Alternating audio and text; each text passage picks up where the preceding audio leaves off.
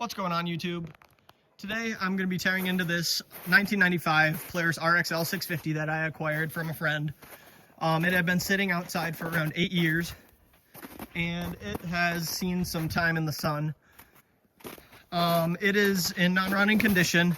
Beforehand, it was locked up. So this came with another sled, a 1996 Polaris 680 Ultra.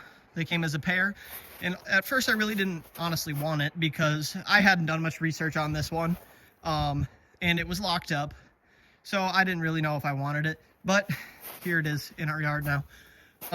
It's really in need of help. Clear coat's peeling everywhere. But if you look past things like that, really, it's not in terrible shape. Original seat is in good shape. Yes, they did sit outside for a while. I might have some more clips of when I first got them.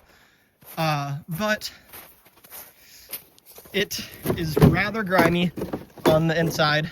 Oh my gosh. As well.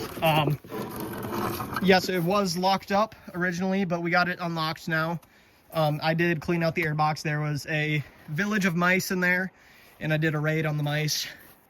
I'm really hoping that I can figure out the issue that I came across, which is me losing spark somehow. So hopefully it's something from my past idiocy and I didn't break something while I was in here before. But my main goal with this thing is really just to clean it up. I don't want to do anything crazy with it, see if I can get it running. And yeah, so I will pull it into the garage and see you then.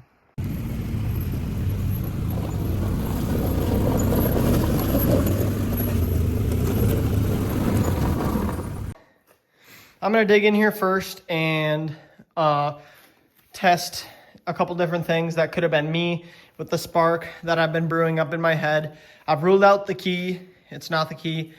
I'm thinking a couple things that could have gotten unplugged when we're working on things. I'm going to check that. And if not, I'm going to start checking different things related to the engine's fault and not my fault. After some troubleshooting, I got spark for like 1 or 2 pulls and then it went away. This was really before I started anything. So I knew it was something stupid. It wasn't anything of bigger problems. So I started just digging into random things, testing continuity. Sure enough, I just unplugged the kill switch. I don't know, it could be that weird angle on it, but it's faulty. Because now there is very strong spark.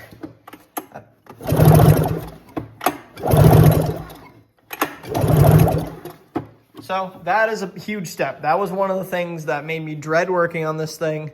I didn't want to tear into all this old crappy wiring and have to go through all the rotted stuff, which I am still going to have to do, but at least now it's not for spark reasons. So I'm going to do a quick compression test on this because I'm pretty sure the head gaskets were tampered with at some point. Looks like the head was taken off. So I'll see what kind of compression we're looking at. And then I'm gonna actually just put some starting fluid through it and try to see if it'll pop over. Quick compression test on this last cylinder. It's been 100 across the board, which I can work with, so.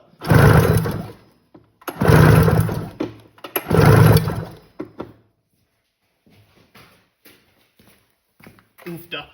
Move the camera, but that will work for me. It's a Polaris, so of course it had the correct socket and wrench for the spark plugs in the back. So I'm going to put those to use here. Should fire over theoretically.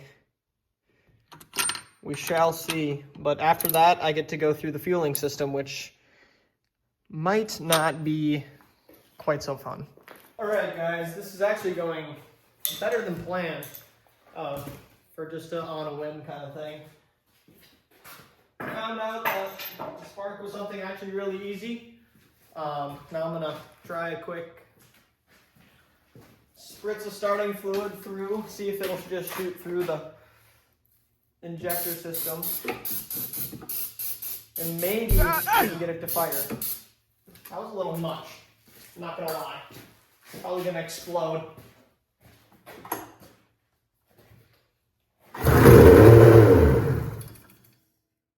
Sweet. That's a good sign. Now that means I get to tear into the fuel system. That's gonna be fun. But it popped off for the first time since 2018. So yeah, 8 years ago. This thing smells like a locker room and regret. Oh my gosh, this is gonna be a terrible day. I already know this is gonna be the bane of my existence for the next couple hours. Oh no.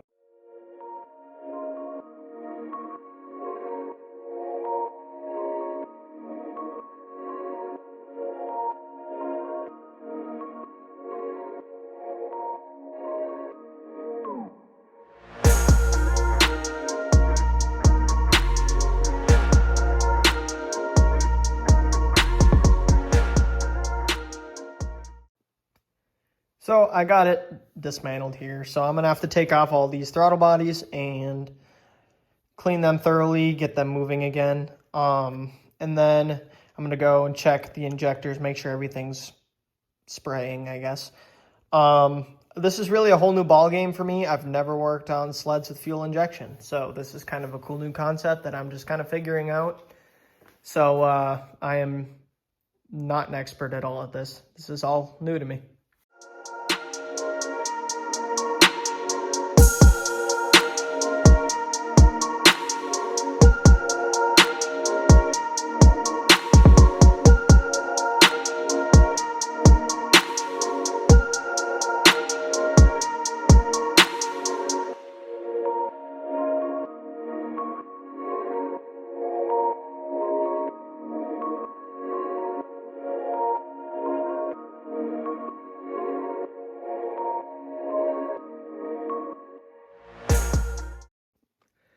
Now I just have to free these up. I got this out. It's a little bit of a struggle, but here we are. We got it. So they're all in sync already, so I just decided to take them all out together.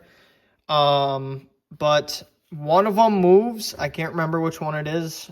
Moves a little bit back and forth. So that should help me get the other two moved. So I'll just work on this and get it nice and cleaned up. It is very nasty.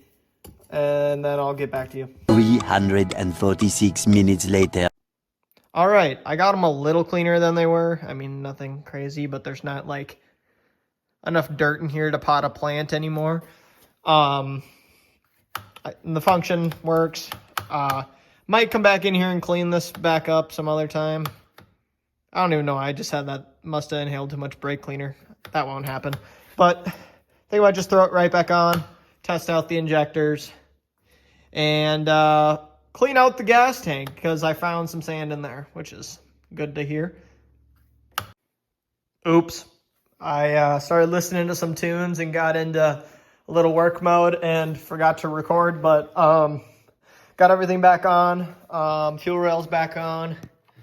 Everything works now, nothing's seized up anymore, besides the brakes are seized up, so I don't think I'm going anywhere tonight. But everything's hooked back up. Now I just got to run back to the gas station, put some gas in a tank, and come back. Then I'm going to see if it'll fire off.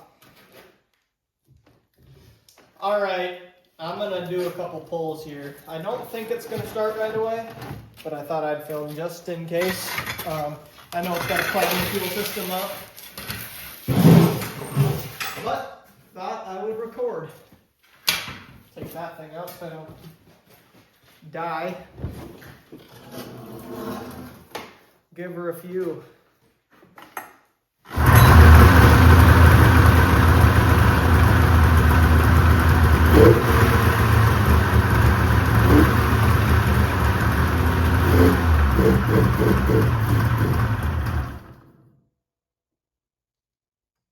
A few.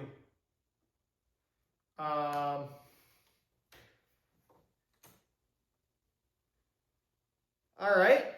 Things are getting progressively better. So I had it running off of spray, and I was wondering why the fuel system wasn't working. something in the fuel system I thought was clogged, or just, you know, from sitting for so long, something wasn't working. I come to find out that you have to have a power source connected to there to power the fuel pump, which is a dumb moment for me. It's kind of obvious, but now I'm going to hook that up. I stole a battery out of another small engine. So hopefully that battery has enough juice. I might put a trickle charger on it to help it out a little bit, but then hopefully run on its own accord, because after that, it's essentially done.